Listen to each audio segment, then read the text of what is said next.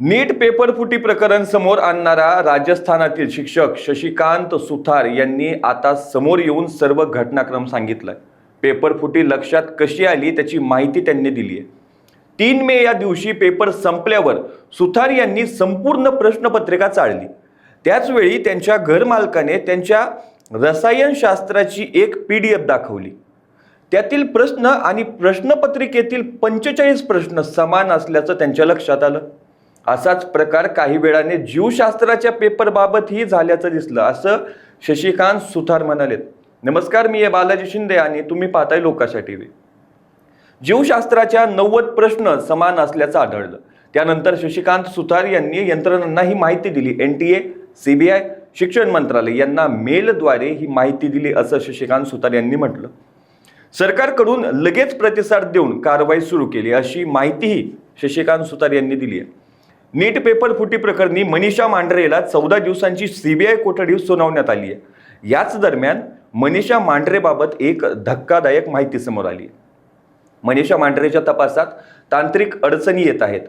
मनीषा मांढरेची स्वतःची स्मरणशक्ती चांगली होती, त्यामुळे याच स्मरणशक्तीचा मनीषा मांढरेने उपयोग केला। मनीषा मांढरेला सर्व प्रश्न तोंडपाठ होते।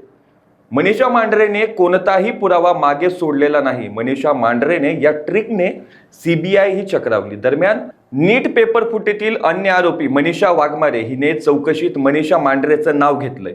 त्यानंतर CBIने मनीषा मांढरेला अटक केली होती। मनीषा मांढरे विरोधात अन्य कोणताही ठोस पुरावा मिळाला नव्हता। पेपरमधील सर्व प्रश्न डोक्यात ठेवून मनीषा मांढरेने विद्यार्थ्यांपर्यंत प्रश्न पोहोचवले। तसेच गेल्या 25 वर्षांपेक्षा एकच विषय जास्त काळ शिकवल्याने कोणताही प्रश्न लिहून ठेवावा लागला नाही। त्यामुळे मनीषा मांढरेच्या विरोधात CBIला पुरावे शोधावे लागतील। CBIचं तपास पथक लिखित आणि डिजिटल साहित्याच्या मागावर आहे। तपास यंत्रणेकडून पुराव्याचा शोध सुरू असल्याची माहिती मिळते। नीटच्या पेपर फुटीचा कट शिवराज मोटेगावकरने त्याच्या साथीदारांना हाताशी धरून अतिशय सुनियोजितपणे आखल्याचं CBIच्या तपासात समोर येत आहे। त्यासाठी मोटेगावकरने सर्वात आधी त्याच्या क्लासमध्ये काम करणाऱ्या PV कुलकर्णीची NTAच्या प्रश्नपत्रिका सेट करणाऱ्या पॅनलवर वर्णी लावून घेतली। सोबत मनीषा मांढरे हिची देखील NTAच्या पॅनलवर वर्णी लावण्यात आली। कुलकर्णी केमिस्ट्री आणि मांढरे बायोलॉजीच्या प्रश्नपत्रिका फोडणार आणि त्या मोटेगावकरपर्यंत पोहोच करणार अशी सोय करण्यात आली। वर्षानुवर्षे अध्यापनाचं काम केल्याने PV कुलकर्णीने केमिस्ट्रीच्या तर मनीषा मांढरेने बायोलॉजीच्या प्रश्नपत्रिकेतील प्रश्न तोंडपाठ केले। NTA प्रश्नपत्रिका तयार करतानाच त्यांनी त्या प्रश्नपत्रिकांमधील प्रश्न तोंडपाठ केले। त्यानंतर ते हाताने लिहून काढून मोटेगावकरला पाठवले।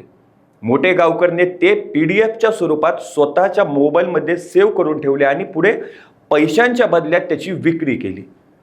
3 मे रोजी परीक्षा पार पडल्यावर मोटेगावकरने मोबाईलमधून ते डिलीट करून पुरावा नष्ट करण्याचा प्रयत्न केला। मात्र CBIने मोबाईलमधील डेटा रिकव्हर केला आणि मोटेगावकरला अटक झाली।